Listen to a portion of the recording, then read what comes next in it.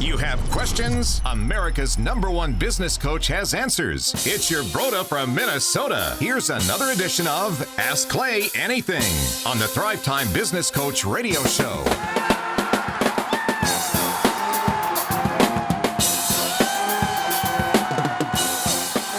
All right, Thrive Nation, on today's show, unfortunately, we are going to answer a question that I get asked by at least 75% of my clients. That is right. I get asked this question by at least 75% of my clients. Why, you might ask? Well, it's because the U.S. Chamber of Commerce teamed up with CBS News to do some in-depth research, and they found that 75% of American employees admit to stealing from the workplace. And in fact, most do so repeatedly. Again, in fact, most do so repeatedly. So what do you do when you catch your employees stealing from you?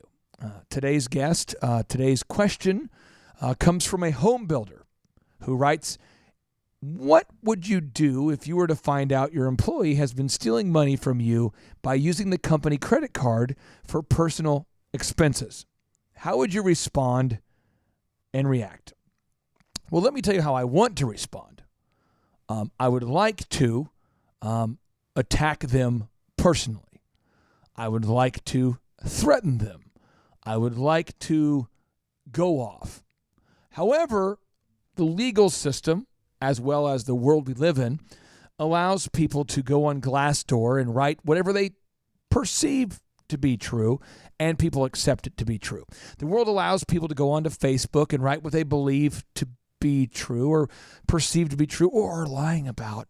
And then most people who are not business owners, because again, in our American population, think about this, there are 330 million Americans, and what percentage of Americans actually start a business? It's less than 10%, according to the Small Business Administration. So again, less than 10% of the people on Facebook, on Glassdoor, are employers, and therefore when they read the comments or the reviews or the way you handled it, they will think, what's your problem? You need to calm down. But when your life, when your very livelihood, when your golden goose, when your money tree is being attacked, I get it. I understand how scary it can be when you watch somebody who you've trusted steal money from you. So I will list off for you, Mr. Listener, Mr. Home Builder, several of the bad things that have happened to me. Back in the day, I interviewed somebody to work for me. They did a good job during the interview, and they did a good job shadowing me. And then systemically, when I ran DJConnection.com, they would actually steal customers. So the phone would ring, and they would say, thank you for calling DJ Connection. How can I help you? And the customer would say, are you guys available on June 6th? And they would say, no, we're not, but I have a great recommendation for you. And they would recommend themselves. And they would do that every third to fourth week. And that was also the weekends that they were requesting off. And so they were using my marketing system, my marketing machine to create leads for themselves. I have had family members steal an excess of $25,000 of cash from me. Family members in 1 month before I caught them. 1 month. I've had family members take money from me and buy a truck using company money without asking, a large vehicle. I have had family members date employees of mine while being married. Think about that. What would it be like to be approached? Imagine you're a female working in a company and you're approached by a family member of the owner to have a relationship, and you are, what are you going to do? I've had that happen. I have had situations where I have worked with churches, and I have seen a church. I've discovered that a church had almost $7,000 to $8,000 a month they couldn't account for. And when we looked into it, we found out that the daughter of the pastor was using the church's credit card to finance a swagalicious lifestyle to the tune of over $100,000 a year. Think about that. I have had so many situations where crazy stuff has happened. So what I want to help you do is I want to help you run into a situation where this never happens again. So step one, and I hope you're taking notes because I am. Step one, we want to schedule a weekly accounting meeting. We want to schedule a weekly accounting meeting where you're going to look at the numbers and you're going to verify that what was purchased was actually purchased for the company. You have to schedule a weekly accounting meeting to verify purchases. You have to do that. You cannot abdicate. You have to delegate. So you need to schedule a weekly meeting to look at the purchases. I personally have chosen for my personal hell to occur on Fridays. So on Fridays, that's when I discover people taking my cards and using and abusing them. And this happens a lot because 75% of employees, what?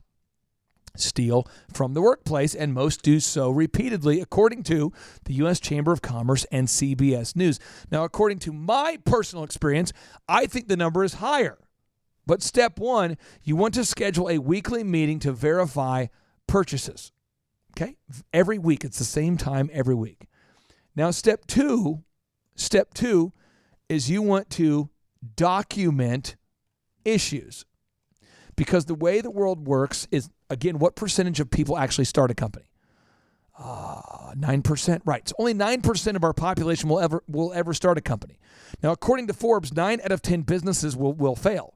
So if we're math wizards, we would determine that less than 1% of people actually ever start a successful company. So therefore, if you were to take this into court of any kind at all, the vast majority of people who are jurors, your peers, those people would think that business owners are bad and employees are good because the vast majority of people are not business owners. So step one, you want to schedule a weekly accounting meeting to verify purchases.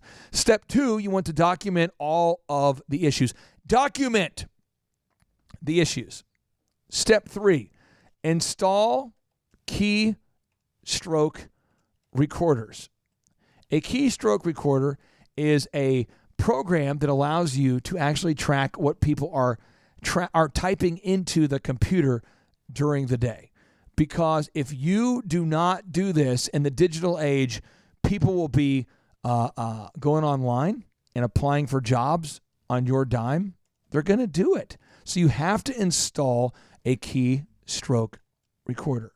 Yeah, I know I'm supposed to do it, but have you done it? The question I have is, are you doing it? Well, I want to do it. Have you actually gone to activetrack.com and installed keystroke recorders for your employees?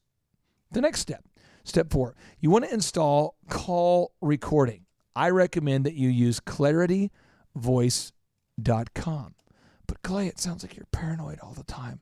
I want to trust my employees. You can't trust your employees. Why? Because 75% of people steal from the workplace. So again, we install the keystroke recorders from activetrack.com. Step 4, we install the call recording from clarityvoice.com. Step 5, install GPS systems. Install GPS systems on company vehicles. Why would you do that?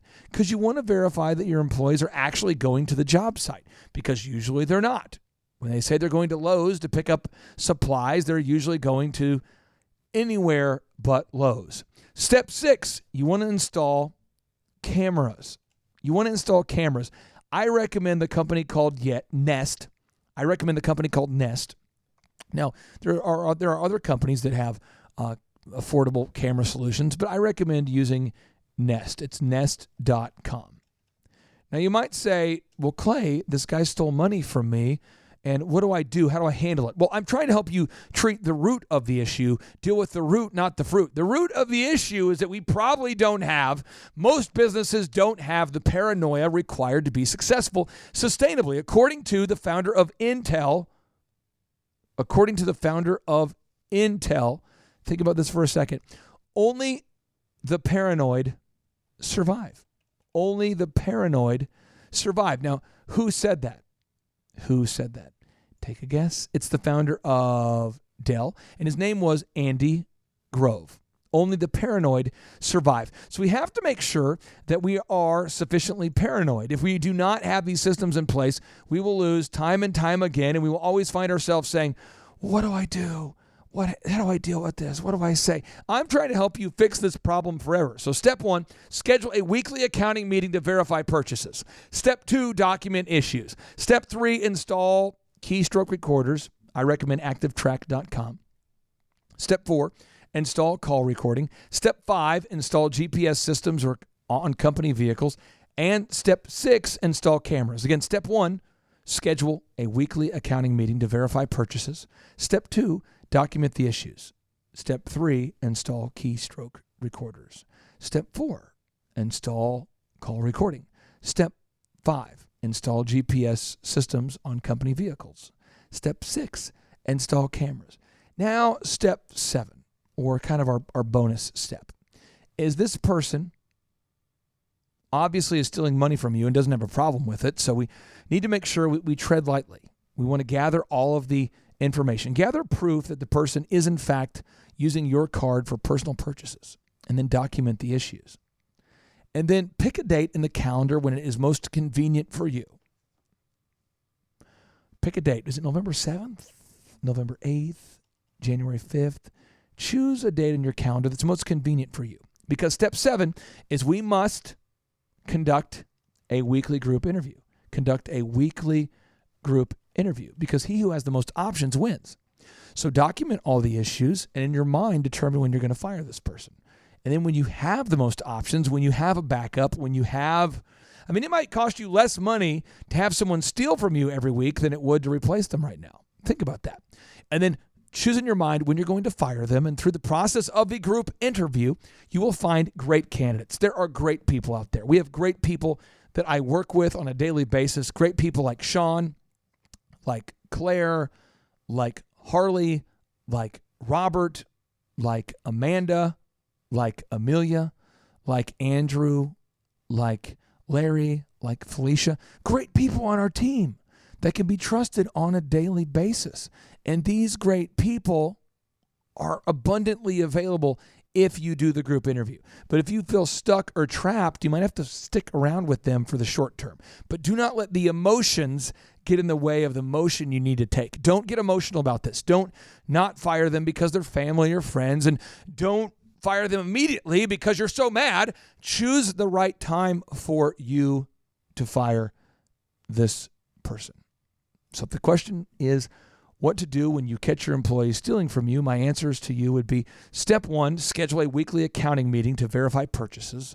Step 2, document the issues. Step 3, install keystroke recorders. Step 4, install call recording. Step 5, install GPS systems on company vehicles. Step 6, install the cameras. Step 7, conduct a weekly group interview so that you can fire people when you need to. My name is Clay Clark. I'm a business coach, and I'm going to go swim in the pool with my son. Without any further ado, 3, 2, 1.